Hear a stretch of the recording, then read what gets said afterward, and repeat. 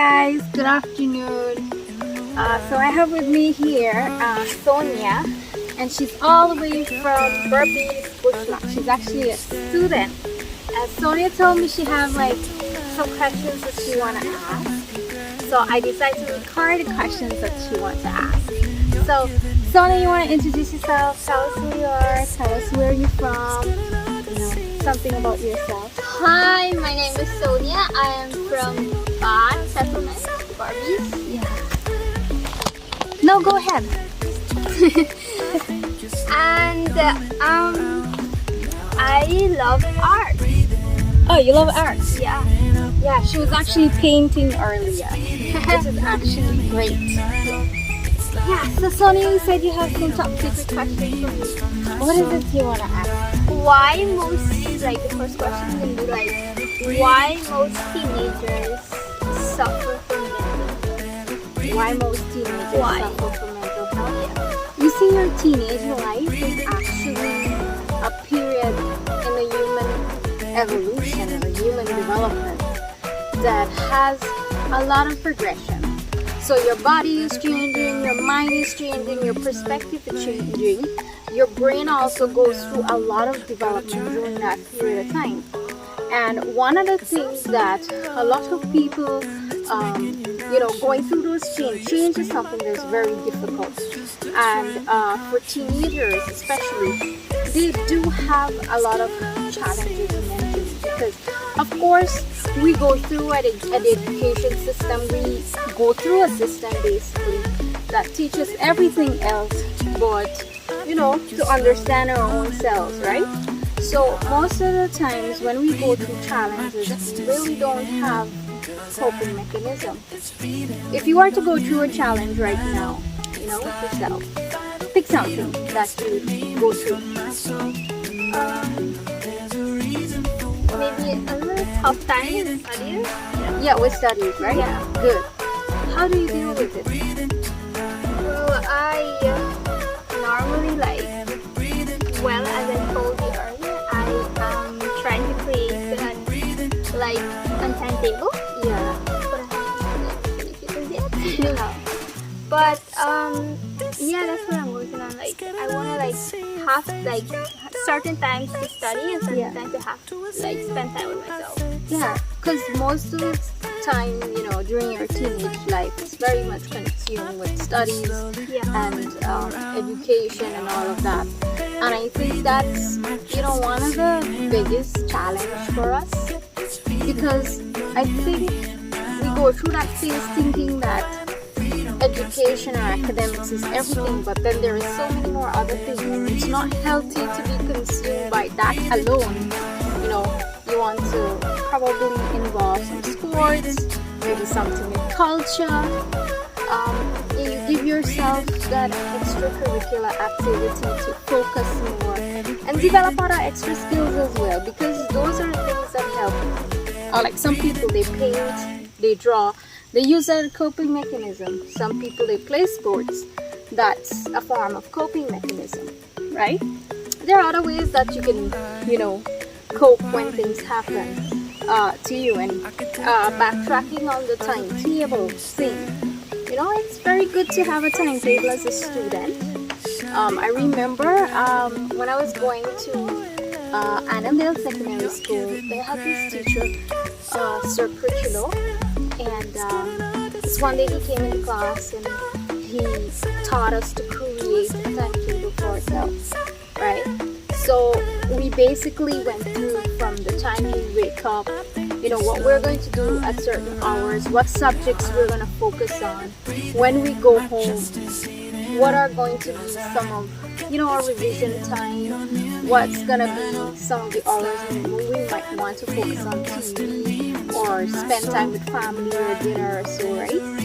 And that was very helpful because I could have utilized some of those very basic things to carry me through until I was able to, start using schedulers daily, so I know exactly where I'm at, what time I'm there, how long I spend there, and it all boils down to your goals. How many subjects you want to write, Well, I'm still working on that. It's like I'm counting right now. Okay. I'm suggesting like about 10, 11. I'm not trying to push myself that much. You know, it's okay. You don't have to have that many subjects, right? I'm telling you that. I think when I did mine, I probably had 9 subjects. Yeah, I did 9 subjects. Got all 9 subjects. At some point in my life, I was labeled as overqualified and too bright because of that. But it was just normal for me, you know, it was just normal human being things you do, right? And I see these days how young people are now eating up 21 subjects. Oh, no, I'm not trying to pressure myself. Of course, you want to have that balance and focus life as well. So let's start with, you know, where do you see yourself in about 10 years from now? What do you like doing? What do you love doing? Forget about what you want to do. Let's focus about something that you like doing. Things that you think, you know, that you want to do maybe for the rest of your life. Let's say, you know, because any career, right, you're going to have challenges. And in those days when you have challenges, you want to, you know that in those tough days, you're able to pull through because you love what you're doing and you enjoy what you're doing. Yeah? What do you, I mean, you don't have to answer right now, but yeah, a very good thing to focus on is focus on what you love from the core of your heart. You know, and don't worry about, oh, it's not a developed field, it's not gonna take me anywhere, it's not gonna do this, it's not gonna do that. You know, growing up, I always loved community development. I love working with people. But then I also love computer. And I was so curious about this computer because, you know, like I didn't have so much access to it. And I didn't like know much about it. And this one piece of device led my curiosity into doing PC repairs, operating systems, you know, graphic designing. So in my teenage years, I spent a lot of time focusing on those areas. And then when I reached the stage that I felt like, yo, this is not enough, I want more. So that's when I went for the diploma course in computer science and then a degree in computer science. So what exactly happened was, you know, I spoke to one of my teachers who I did PC repairs with, and he's like, you know, it's kind of tough, you know, but I think you could make it too if you put your mind to it. And I did it, right? Prior to signing up to the course, I met a lot of people who told me that, you know, there's nowhere really for a woman in that field. The field is not so developed in Guyana, and there were so many challenges. And I actually took it upon myself to influence and change that field and sort of be that development that I wanted to see in that field. Not just as a woman, but more, you know, as a citizen of Guyana, because obviously I wanted people to experience other things. So I went for Facebook Developer Circle. I brought them here, you know, when we were experimenting with different programs prior to the COVID pandemic. And there were so many more other things that I've done in the field, like bringing people here locally so that they can instill the knowledge and the kind of skill set in the people in the community I share a common bond with, you know. So I'm sharing this experience to you to let you know, even though you might have something that you really love and you really like and it's your thing, sometimes curiosity can build a force to be reckoned with inside of you. And that's what happened to me. But, think about something that you love, It doesn't have to be something that you understand or no right away. It doesn't have to be your form right now. And it normally takes time, Yeah, it takes time, but the earlier you know what you want to do, it becomes easier for you. Because I think at a very early age, I knew some of the things that I wanted to be, but it was not exactly like, I don't know. And I think when you're in like third form period, everybody like want to be a doctor, and everybody wants to be a lawyer, and everybody wants to be, you know, those titles and positions that are very lucrative, you know. Or I shouldn't even be saying lucrative. Those doctors and nurses will probably curse me. We don't get paid that much. You know? But think about it that way, you know? How is it you were able to apply yourself to help people serve? So you want to share? I shared my journey with you. You know, I've gone through that. I mean, tell me what you think. What are some of the thoughts coming to you? Well, what are some of the thoughts that came to you? Okay.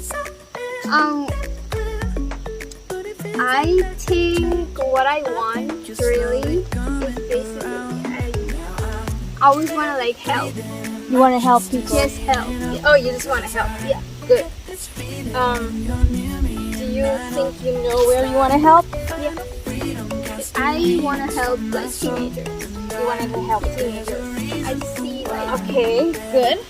What exactly you want to help teenagers with? Because you're a teenager yourself, yeah, right? yeah. Well, And I'm still young.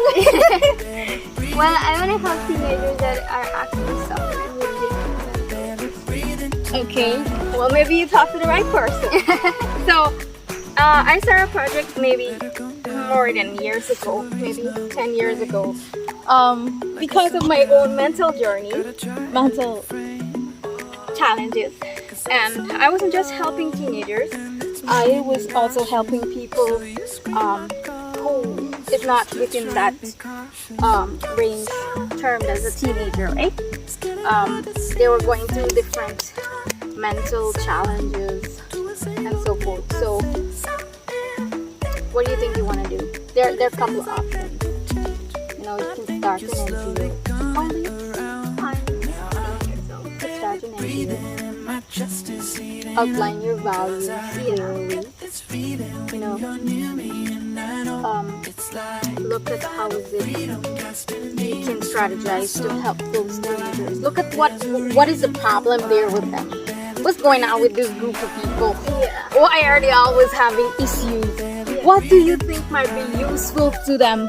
What do you think might be helpful to them? You know? So you look at it from that standpoint, and it is something that could help really and truly to give them those tools. And you said you love helping, Yeah. and you said you want to help this group of people.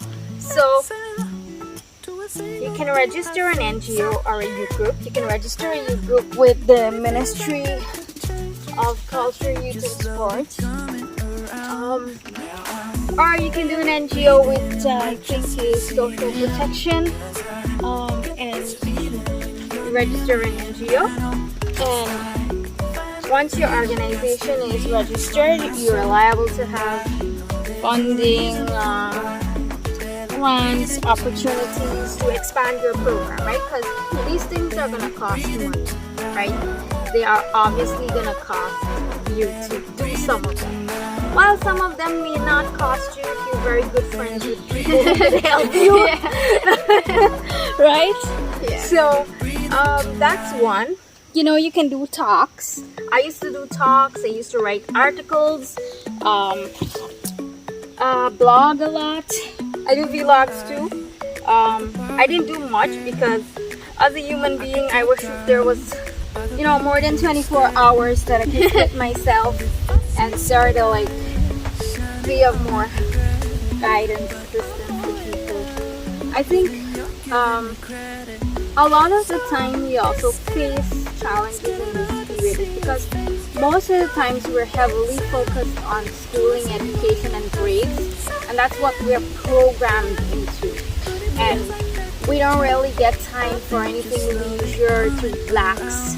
And if it's relaxation, hey, let me go knock a quarter, or let me go drink something, or let me go smoke something, you know. And even the statistics are showing it too, right? But I'm not saying that every young person is like that, right? Yeah, that's pretty much, you know, the kind of things that happen. Yeah. So you can definitely look at giving them tools, educating them, bringing awareness to the challenges that young people between this age bracket is actually experiencing. And most importantly, you have to center yourself too. Yeah. Because if you're going to lead this force, you want to know that you are also in a good place. Not one morning I wake up and I see you struggling too. Not saying that you can't struggle. It's okay to struggle and learn from that, because you're still in that gap, right? Developing and finding yourself. But learn, stay ahead of your game. It's something that that I learned. You know, I just went from a whole big, you know, audience entitled to being somebody who just focuses on my health and my well-being right now. Because that's really important for me at this age. I'm not old, right? I just happen to be a little bit more mature. Yeah, so that's something that you can actually focus on. I like seeing when young people are able to do things and they're able to make meaningful contributions to our society. It helps at a national level, it helps at a regional level, and of course it helps at a global level. Yeah. I mean, coming from a place where, you know, I feel that part of life that's close to my heart. Like, you know, yeah, so, what are some challenges you are going through? Well, I go through sometimes I go through a lot and sometimes I don't. For school, I'm going through some challenges, yes, because of my studies and all of that. But I learned like how to manage myself, you know. Like whenever I'm tired, like if I know I'm studying and I'm feeling tired, you know, I know how to take a break and, you know, take a nap and stuff. Yeah, be with myself, and I normally like walk in my backyard, be with nature, you know. Oh, that's beautiful. Yeah. Do you like to eat sometimes? Not all the time. I like your honesty. Not I all just the like time. your honesty. And that, you know, we're very young, 15, 16, and think, Yeah. you know, we have the whole world. We don't need to, you know, start to, like, do these things. And, yeah. So, is there anything else you want to talk about? I think that's enough. You think that's enough? Yeah. Okay, great. So I just want to thank you guys for listening, and I choose to record this because I know this will be a great conversation between me and Sonia. Yeah. And we're, as you can see, we're sitting here and we're walking, and I'm just enjoying myself, and I'm just having a very effortless conversation, as you can see. It's actually beautiful. Yeah. And the raindrops in the forest is actually falling on us. Yeah. And this is part of therapy and wellness too, yeah? Yeah, so I'm enjoying it, the little shaking here and rocking with Sonia.